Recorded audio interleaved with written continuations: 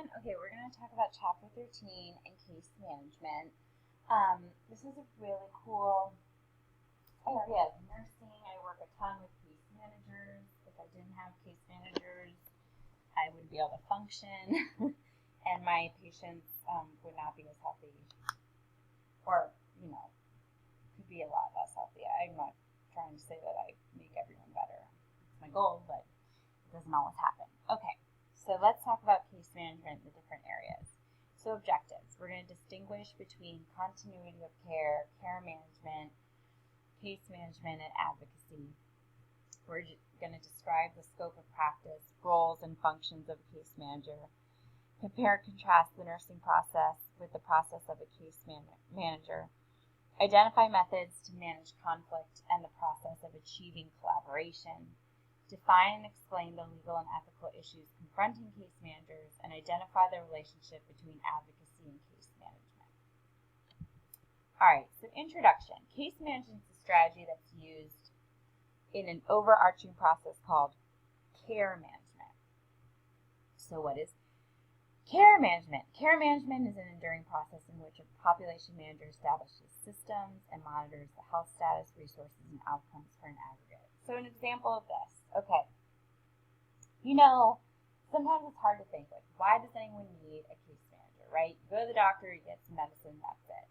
As people get older, or, right, because people young can have complex diseases, as illnesses, health status becomes more complex. It's not just disease, but also in terms of literacy, family support, lack of support, drug use. So much gets involved. Your health becomes more and more complicated. So complicated that even the most organized, smartest person might not be able to handle it. Because when it comes to our health, that also affects our ability to deal with things, correct? And with your family. So the case manager, helps manage the systems and health status, but also the resources and outcomes. So, for example, I'm your primary care provider, and you are also managed by 3 other specialties, making sure that those are managed properly, that one hand knows what the other hand is doing, making sure that we're not repeating tests, making sure that patients understand all the changes that happen. It can be really confusing when you put on 3 different medicines, and then you go to a specialist and they change one, they eliminate the other, start you on an expensive one that your insurance doesn't cover. But if you call and fill out this paperwork, it can get covered. And then you need 3 tests before you can go back to your visit. In the meantime, you get a cold, so you go back to your primary care provider. They don't understand why this hasn't been done yet, so they order a different set of testing. It's a lot. And on top of it, people have their social life, their family life to contend with. So here's a little video on case managers.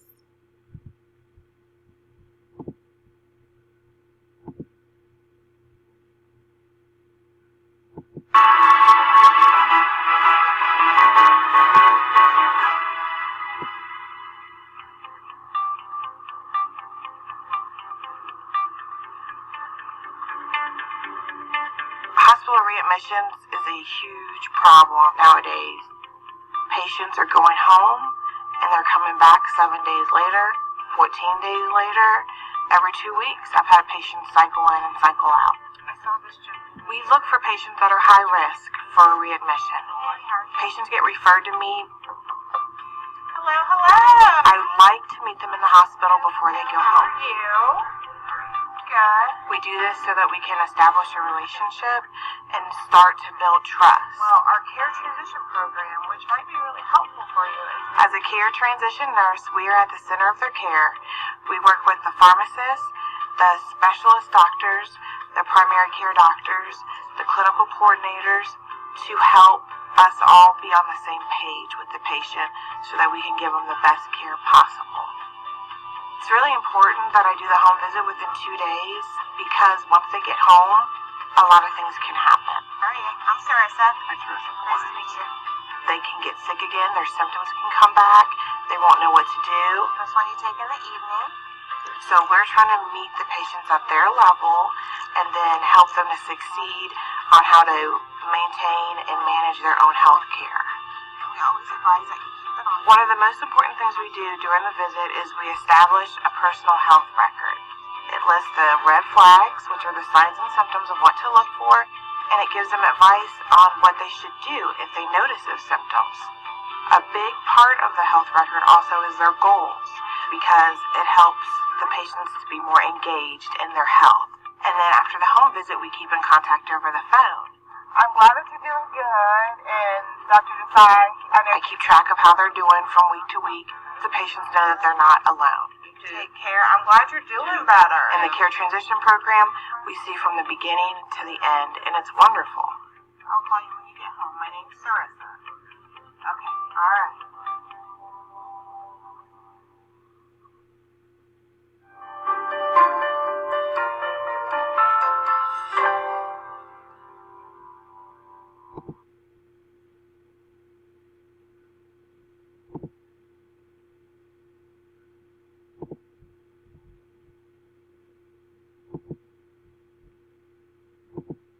Okay, so that was a really good example of care management and case management. And, you know, it's not just transitions, but that is a big part of it. That tends to be one of the areas. You can hire private case managers.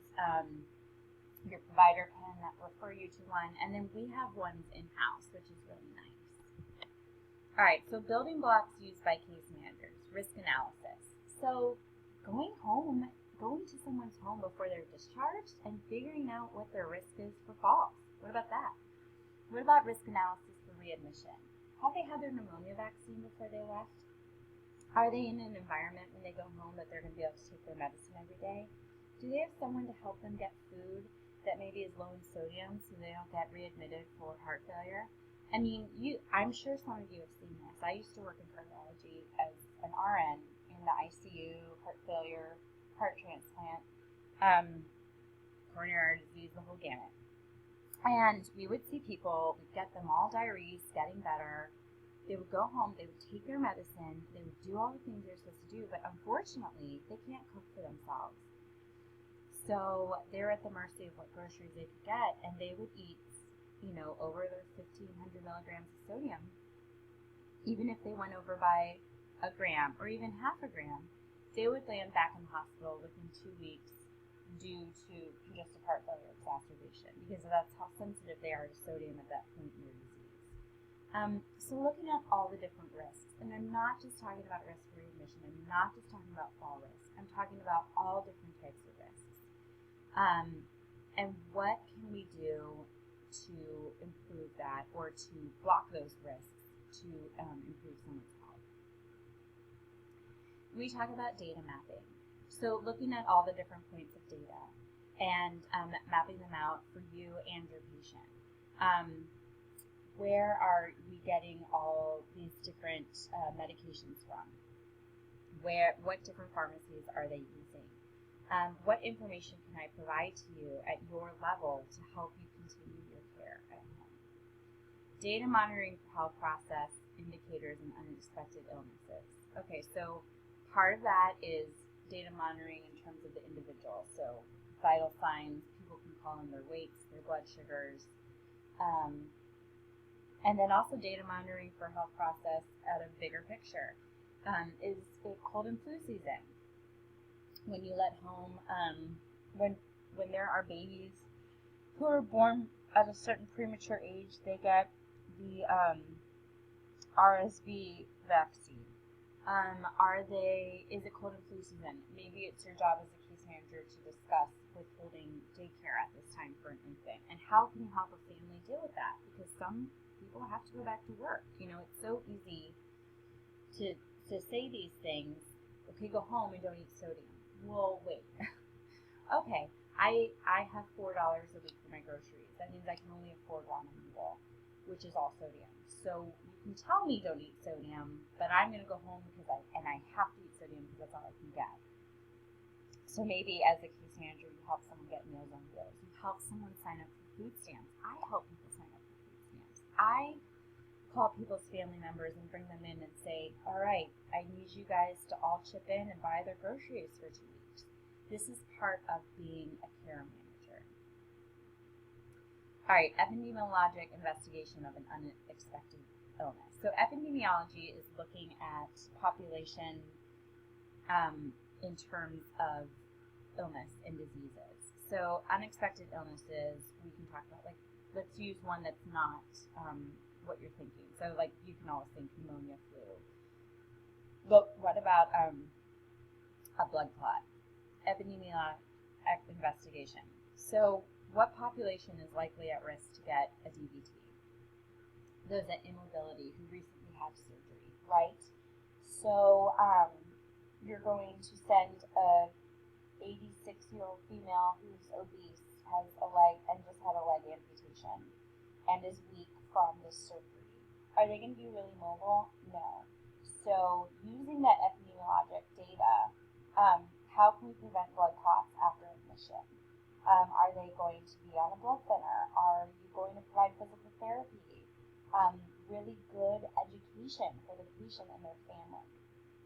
Multidisciplinary development of action plans and programs. So as a case manager, getting involved with social work, with nutrition, with calling their nephrologist and saying, okay, this person just had a stroke, so they are having trouble chewing. How is this going to affect their diet in terms of their dialysis and their renal needs and their medication that you can't crush? And then identifying case management triggers or events that promote earlier referrals of high-risk clients when prevention can have dramatic results. So this talks about, you have a high-risk client for a fall, so a safety assessment. And that can prevent someone falling and breaking their hip. We know there's a really high risk of mortality with those over the age of, I think, 75, depending on their frail risk for death with a broken hip. Some case management triggers, for example, drug and alcohol abuse. What prevention there can we put into place? So definitions of case management. There's care management, case management, the case manager, coordinating, and advocacy. Case management is complex because of the coordinating activities of multiple providers, payers, settings throughout the client's continuum. It gets more complex as you get more rural. Through a nurse case management activities, general community weakness in quality and quantity of health services are often discovered. So it's really, you're a case manager and you're looking to help. Basically, you're connecting resources to a patient, and you find quite quickly the weaknesses in their health services within the community. For example, Cincinnati Health Department, we only have like 5 home health nurses, and we have to farm the rest out to other home health companies, which is great. I mean, all home health companies are welcome, but then our continuity of care just decreases by that much because we don't have the same charting system. I want to get someone on Meals on Wheels. Well, there's only one Meals on Wheels resource, and there's a wait list for 3 years. I would like to get someone into rehab, drug and rehab rehabilitation, because they have such bad liver disease, they don't stop drinking, they're going to get sicker, they're going to die. Well, there's one detox center that can accept this person's insurance or their indigence or whatever. So part of that case management is looking at your community and assessing for its needs. So this says characteristics, roles, knowledge, and skill requirements of the case manager. Characteristics and roles, it can be labor-intensive, time-consuming, and costly. Case management is not for the weak of heart. It is a really cool job. I did it before I went to graduate school. I've kind of done a lot of things, and I loved it. But it was hard. It was definitely a different kind of hard than the ICU, but it was hard, and it was time-consuming. And there were times where I would sit on hold for 3 hours with adult protective services, and costly in terms, it was my time was cost, and I had to be paid for that. Knowledge and skill requirement. Okay, so you need to know your community resources and financing methods, and not trying to learn those things is going to hinder your ability to be a good case manager. So saying, I just don't know where they could go next. That isn't a great option. That's not a great answer. Now, if you're new at the job, that's fine. But it's your job as a community case manager to figure these things out, especially with financing methods. So one of the issues we run into with some of our patients is they're not eligible for health insurance, whether they are not documented. There's some people who are just right in the middle with their level of how much they make. We have people who make too much to qualify for Medicare or for Medicaid. So we could put them on the exchange to get health insurance. But some of those plans are expensive and they don't have that great of coverage. So, and then also educating people. Look, I know that you think you should have free health insurance or it's better off to have none, but that's not true. Because you're not, some people need to understand that everybody pays for it at some point, whether you're paying for it in your life status of poverty or you're paying for it through your premium. So I know I pay for my health insurance, right? And then I have a deductible. So some people, they come and they think like, well, health insurance has to be free or I just don't get it. And that's not inadequate, right? We have to educate people that it's not necessarily free. You might have to pay into it, but it's going to be a lot better than the outcome of you not getting care right now and the expense of that later. You need written, oral communication and documentation skills. I mean, that's just, right, if you aren't great at communicating, well, you can't be a case manager because that's all it is. And then, of course, writing and documentation. Negotiation and conflict resolution skills. I mean, bottom line, so important. Dealing with families, there's always going to be conflicts and goals and outcomes. And you want to align them for what's best for the patient. Critical thinking process to identify and prioritize problems. So it's really hard because, I as a provider will say, you need to get your diabetes controlled. The client's priority is, I need to watch my daughter's children so that she can work and provide for my grandchildren. And I'm using this is direct from the book, or not direct from real life. This happens all the time. And so sometimes my RN case manager has to come between me and my client and help us have a consistent goal. And what does that involve? And then application of evidence-based practice and outcome measures, right? As a case manager, you're in the thick of it. What can you do? What is the evidence-based when somebody orders this? When you are teaching somebody about medication compliance, what's the evidence-based practice? So it's really important that you have that skill. So telehealth is important. The phone, there's texting programs, and of course FaceTiming. 5 rights of case management, which we will discuss in 1 second. Case management plans, disease management plans, and life care planning.